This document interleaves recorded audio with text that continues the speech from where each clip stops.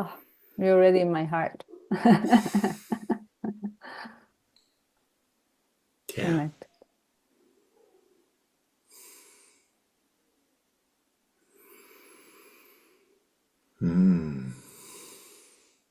Happy New Year, my friend. Yeah, Happy New Year to you. I was looking forward to seeing you. Yeah, thank you. Connecting with you. There's something about being seen, being noticed, being heard, being with, being here. And it reminds me of, I did an introduction to the Interfaith organization, and it's an organization which really is exactly what it says, interfaith. And when you arrive, people are all of all faiths are there. And part of one of the exercises we did with each other was and there's probably about 10 of us, we just walked around, and then you stood in front of someone and you looked at each other a little bit like we did. And then one of us would say, and it didn't matter which one, but it wasn't a competition or a rush or anything. They would say, I'm here to be seen. And the other would continue with the connection. And they would say, I see you. And I can feel that I can recall the feeling I had, which is not dissimilar to what we've just experienced. And all either of us wanted to do was to hug the other. And there's something in that, isn't there? That when you feel seen by each of you feels seen, there's a connection that is almost, as I'm doing it, it's almost like wrapping each other in each other. And as I think about it, is that almost like showing that we are one together? It's the melting together. Melting together. Yeah. Melting, because you are already. It's not the seen from here; it's the seen from the heart. So it's the connection into the oneness, into recognition of who you are, of recognition. Of who the other is, and then there is a melting. Yeah, and it's that Ubuntu phrase, isn't it? Because something like, because of you, I am. Something like that is one of that phrases. Is that, and that everything we do is in relation to. That lovely phrase of, what is the sound of one hand clapping? And we need that. We need both. That in order to know the other, we have to have the other. Yeah, and in order to know yourself, you have to have the other. Yeah, it's like you were saying. It's in relation to, in relation with. And so for me, yes, everything is a relationship. Even with the things, because the things you have, since you are present, and whatever you do with the things, you are being with them. So you are in a relationship with them, with the things or with the person. So it reflects back to you. Yeah. And I'm thinking of a simple item like a pen, and that because of this and other things like this, I'm able to write. And so in its own way, if this is all you had, well, with a piece of paper or a book, this is all you had, this would be the most important thing. Mm-hmm. And yet it's the thing. Yeah. And in the right or in different circumstances, its importance grows. And so if we can make an object like this important, and it is simple, why is it we find it difficult to make the most complex thing of all, the human being, less important? How can we remove? I'm thinking of the inhumanity that's going on Mm-hmm. in the world, and yet this is a beautiful. Every single person is a beautiful human being. It's because we are not in relationship with them. And whatever is decided or done that hurts other human beings is because you are not in relationship with them. You create them, you define them as an object, something outside of you. Yeah. And so you can do whatever it is with them, because I mean, from your side, no, decide or choose whatever, because they're objects, they're not in a relationship with you. Nice. You're not part of them. Yep. So you are, the heart is not there at all. It's totally away. It's just the mind seeing them as something else, no? Whatever the mind decides. But the heart is not there, seeing them, in relationship with them. So it really affects the way you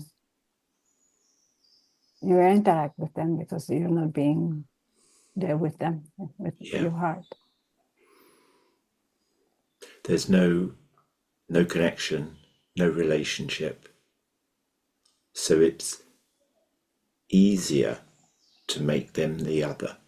Mm-hmm. And to just like, this pen, I've used it an awful lot. There's not much ink left, but when it's finished, I can discard it, and I will have no connection with it. I could discard it, but if it had been the only thing I'd had for, let's say, a month, and my book, and I'd been able to write every day, I might just keep it and treasure it, because it sounds a weird thing to say, I built a connection, a relationship with this. I didn't, but I got to know it. It flowed. I got into flow with it. And I think there's something that when you take the time, have the curiosity to hear another person, see another person, begin to understand a little bit about their life, and to witness them dropping their barriers off and their levels and armor, and you get to see and hear the real person that's there, the essence of who they are. I think it's really difficult not to fall in love with them, not in a romantic way, but love. To have that love for them. Yes. And to get just a glimpse, which is all it ever is, into their life. And even those that you've been very close to, I've heard and had experiences about myself, that when you hear that person, let's say on a podcast, and this is someone you've spent 10, 15, 20 years with them, and it's like, I didn't know that. Mm-hmm. I've never seen that or heard it from you, and yet there it was. And maybe as you get to know a person even more, then maybe the love for them grows. I think that the unconditional love is over there, always there, and then, like you're saying, when you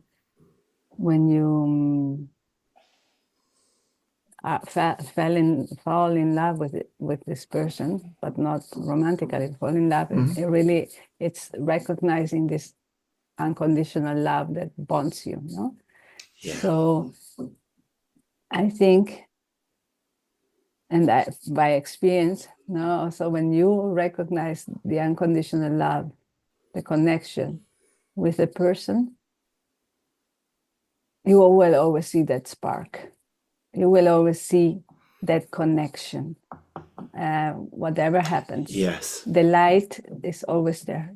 The spark and the connection is always there. So the mind can play games, dramas, or whatever, and for everyone, no, with their lives, but you know in truth who they are, because you've seen that light that is connected with your light, which is the same thing. No, it's this unconditional love.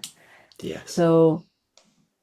So time doesn't play a role here because it's already there. It's already recognized. Yeah, agreed. Thinking of someone in particular who at different times has not been well and done things which ultimately were not very clever, but it was a result of their not being well. And yet, even though I reacted probably not as well as I could have done at times, your point about that spark is still there. And so having allowed some time to heal, it's easy to say, to go back and go, hang on, yeah. Now, I think there are things that we may not do as easily or as freely as we would have done then because of this experience, which is fine. So that's the discernment. But the other is acceptance. It's almost, my friend Joe Berry says this, and I've talked about Joe before, but essentially it was her father was killed in the what they call the Brighton bombings, and the only person who was ever convicted of planting that bomb and put into prison was a guy called Patrick McGee. And Joe met Patrick because she wanted to make sure that her father's death was not in vain. And there was a point in the conversation they had after about an hour or so, and she said, you know, Patrick, it's entirely, if I'd have had the life you've had, it's entirely possible I would have done what you've done. I'm not saying I would have done, but it's possible. Right? So, and he said that her empathy disarmed him. And from that point, their conversation and direction of travel changed. But the point I'm making further on was that she got to the point is there's no need, I've got past the need to forgive. There is nothing to forgive. And you go, wow. And so to be able to get to that point, my friend, and go, it's fine. It's absolutely fine. So holding that spark, which you beautifully highlighted, I think is really key to it. It never goes away, however long.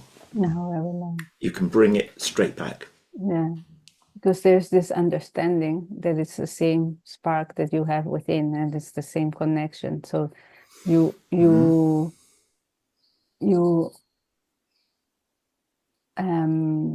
understand the other person because you understand yourself, you know? So you are able to recognize in them what you are, and you know that circumstances and beliefs and so many things and your life experience and everything can change your actions also if you are not in integrity. So you understand that someone else can have that too, and that someone else is going through life as you are, learning and unlearning. So yeah, it's this respect for everyone with their own path. yeah, beautiful. Right? Because you've seen the spark, and you know the spark, and you know this person is light as you are. So whatever this person is going through, and that might project negatively on you, but you understand that it's because they're going through something, and they also one day will pass through that something, you know, because you know the spark. You have recognized this person from within. So, how would you describe that spark? What's your sense of what this spark is in the other or in yourself? For me, it's this. It's in reality, it's this unconditional, limitless love inside. It's this recognition of the limitless potential of a person, and I connect with that with many. I connect with you, and I connect to this unconditional love that you have within. So that's why for me it's easy to say I love you. Yeah. Because I feel it. I feel our unconditional love, our connection. So I can see, I can say to you, I love you. And when I see you in person, I will embrace you and hug you. Yeah. Very true. 100%. Very true. Yeah. And so playing with that a little further, this spark, that it feels almost like it's the truth of who you are, and we can't not see it, not feel it, not sense it, because it's who we are as well. Yes. Right. Yes. Yes. That's So why when I see you, you, and I see this spark, and I see this light, and this unconditional love connects directly to me. So it's really uniting. So what I feel from you, what I feel seeing you, I feel inside. yeah. So I feel this limitless potential, this power, this unconditional love that embraces and unites us, you and me, into the oneness. That's what I see. So I feel it directly. And no words are necessary. So we could sit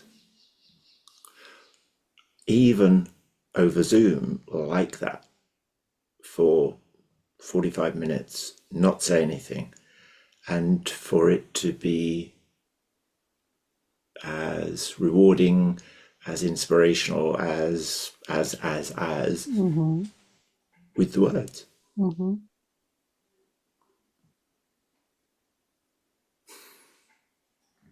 Very nourishing, yes. Very empowering, very no words for this oneness. One of the phrases that I've used and others have is that when you boil it down to its simplicity, and it lines beautifully with what you've been saying, is all we want to do is love and be loved.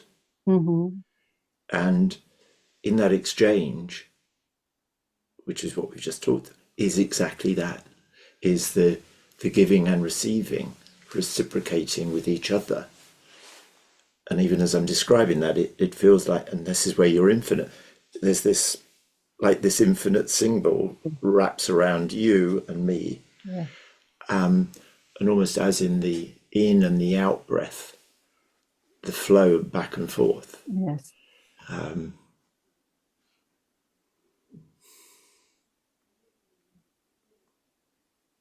It's the dancing in co-creation.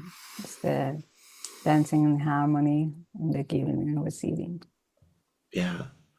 And so not only does time not play a part in this, neither does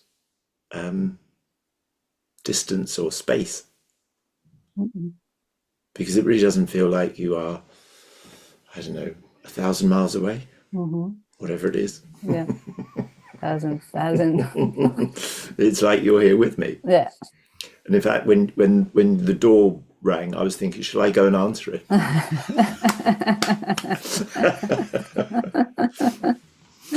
Yes, it's like that. Then the person at the door says, I didn't know you were here. I've been here all the time. All the time.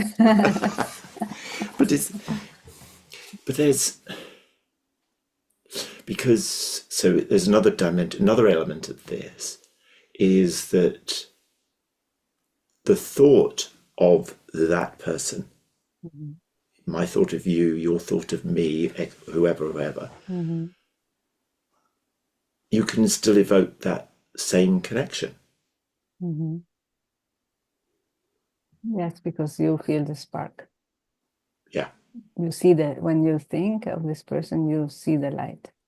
And when you see the spark or the light, because well, spark is like this, but when you see the light, the essence of this person in your thinking, you're already connecting heart to heart. Yeah. In this infinite relationship, unconditional love. I'm thinking of in fact, an auntie of mine who passed within the last 6 months.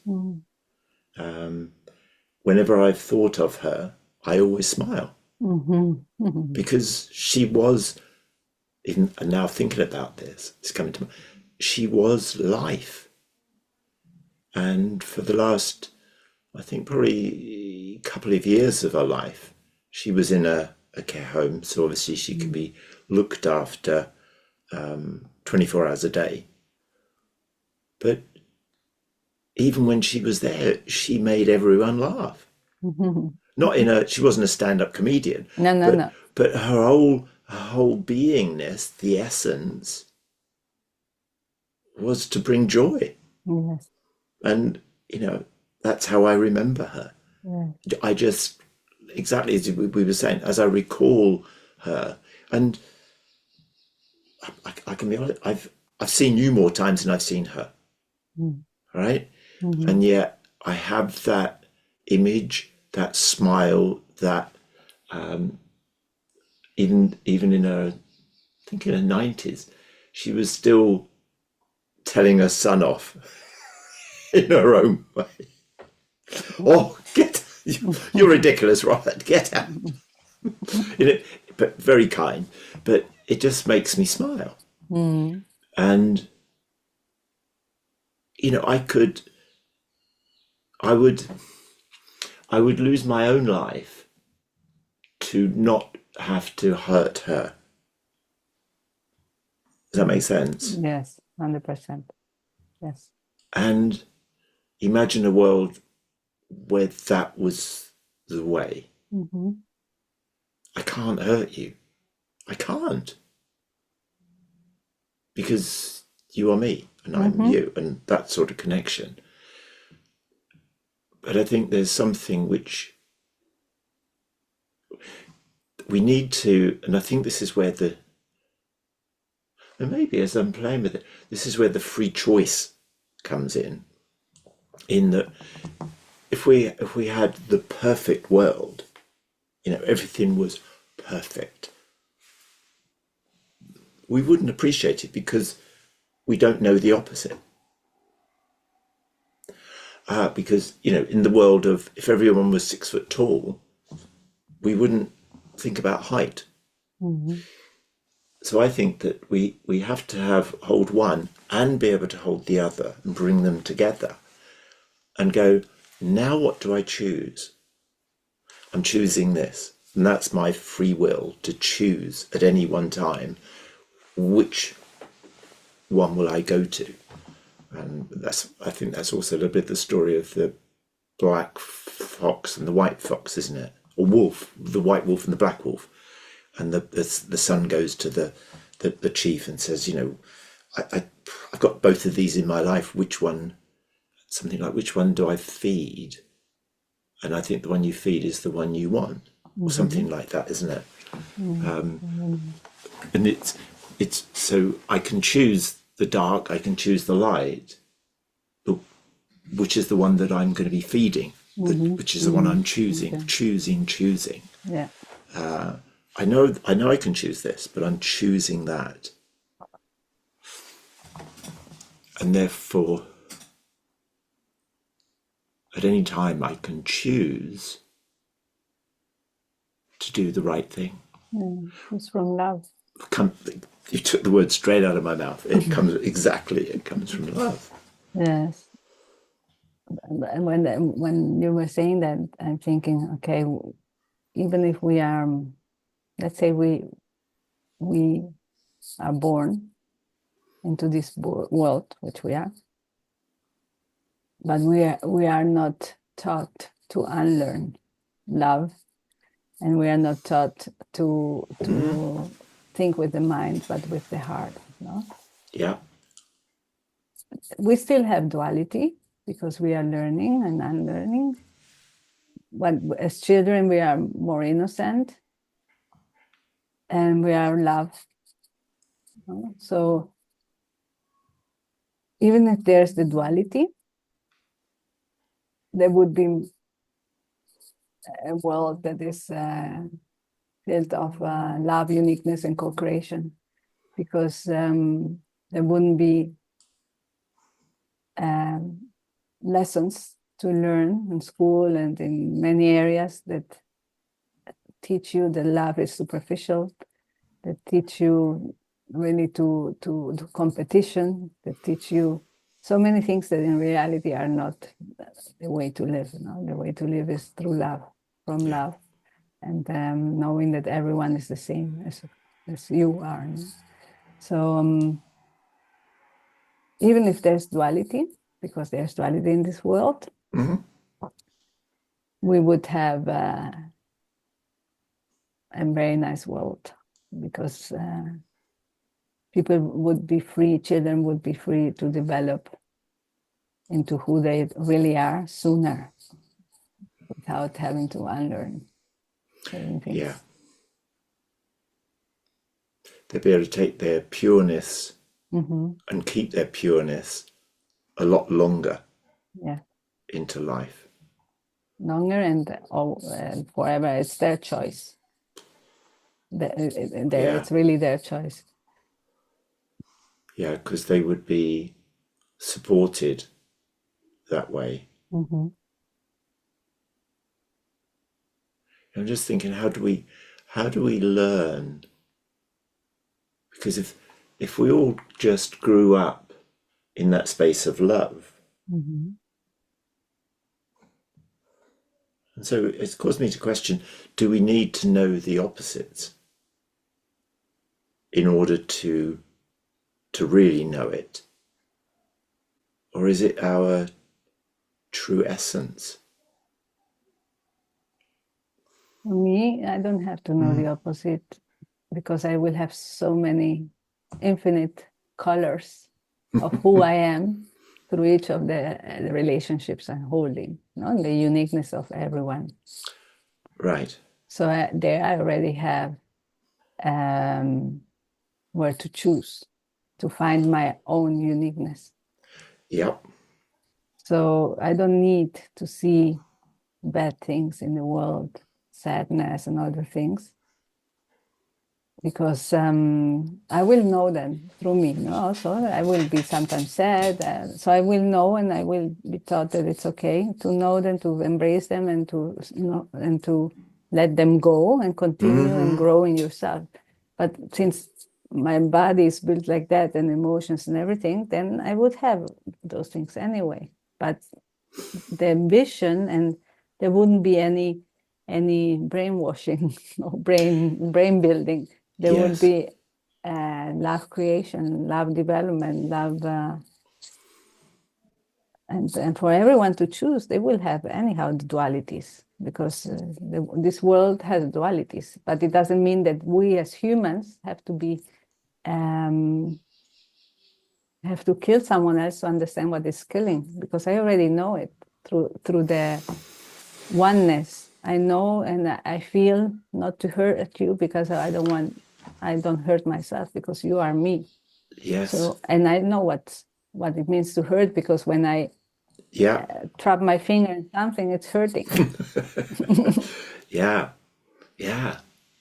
Oh, I like this. And do we does society shut down the negative things and make them bad rather than just experiences? So you banging your finger, trapping your finger, enables you to experience pain, and the range of emotions that go with that, the sadness. I've lost my nail as a result, etc., etc. Rather than, you don't need to cry. Stop being so sad. Pull yourself together, and therefore we separate. And I'm playing with that now. Yeah. That we, as you beautifully said, we know all these things. We can experience them, but we are being stopped or shut down from having these experiences. Stop crying. Will you stop crying? If you don't stop crying, I'm going to smack you. Mm-hmm. Really? Mm-hmm. Right? What's going on? And so they start to believe that crying is wrong, is bad. Yeah. And therefore they become less able to support anyone who cries themselves. Mm-hmm. So you start to cry, and oh my goodness, she's crying. I must stop her doing that. And because we're adult, well, let me change the subject. Let me tell you a joke. Let me make you laugh. Let me tell you a positive story. Why not? But it's okay. Mm-hmm. Let me give you the space so that you can have the tears and share the emotions that you're feeling, and know that actually it's okay. Yeah. Let me be there for you, for what you need. Yes.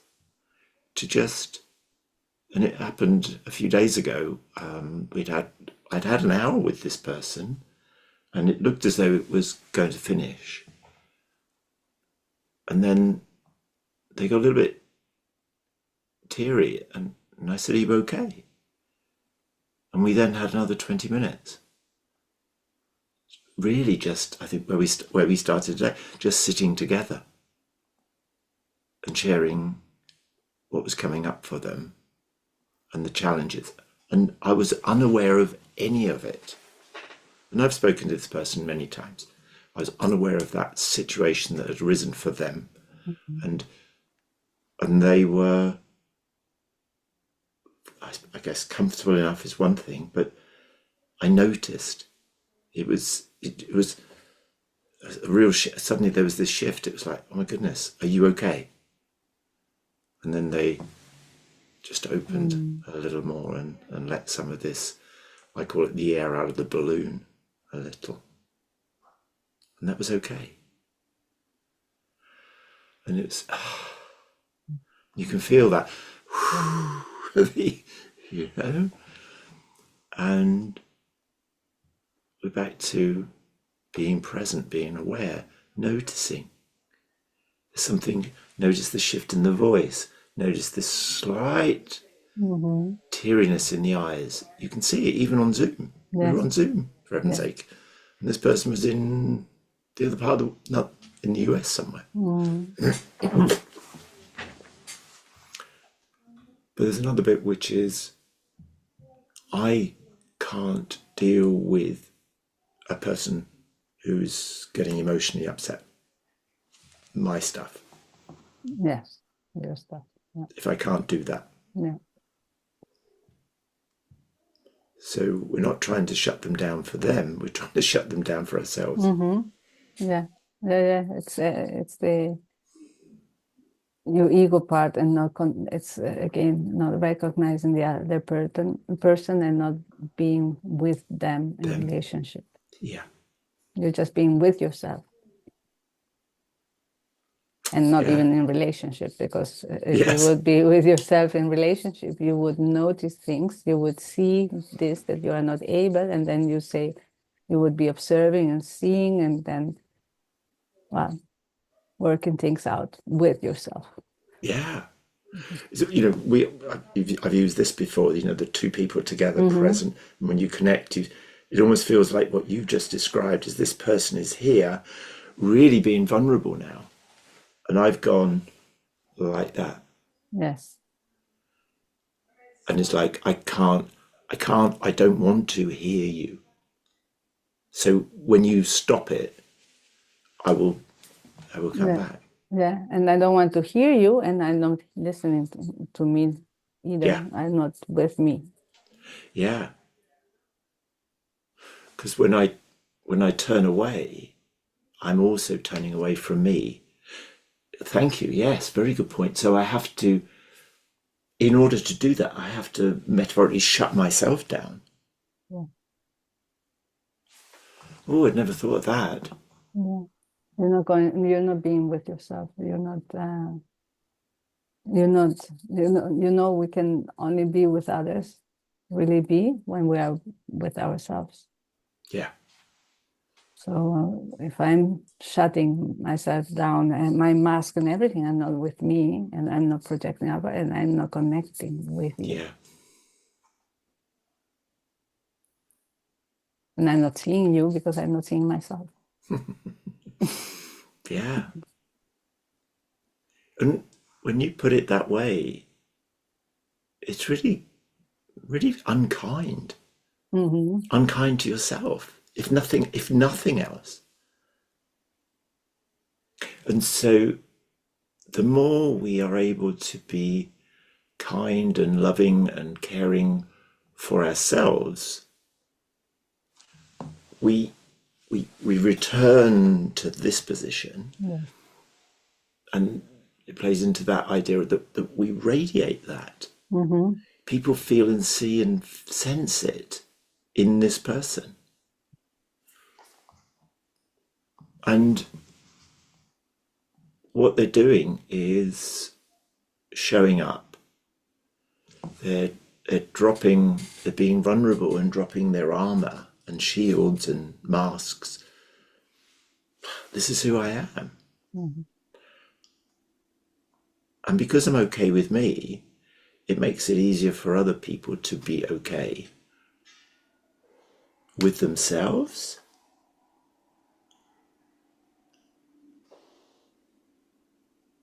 That makes sense as well, because if we're settled, we can settle our energy, our presence can, that this person's all over the place, and gradually it's like there. Yeah. Resonate with us. Yes. And that phrased, isn't it? So when in the argument, if one person's arguing at a more I'll use the dirty level. There's a phrase which is, don't go down to their level, maintain your level. Yeah. And if you do it well enough, they have to come to that, to quiet and go, hang on, so maybe I've not got this right. Yeah. And maybe that they also settle down and start to see things differently. And so that's why it's important to hold that, and it sounds a little arrogant, but to hold the higher ground. But it's a higher vibration. Yes, hold your vibration, your frequency. Don't give it up for others. But stay there with this love, with this beingness, calm, listening. Yeah.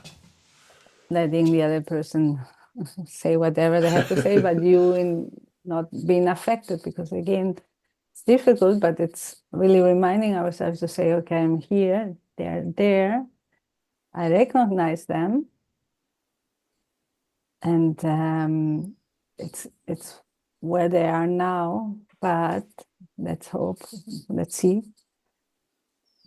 if they come here also, and they recognize me by me recognizing them. No? Yeah.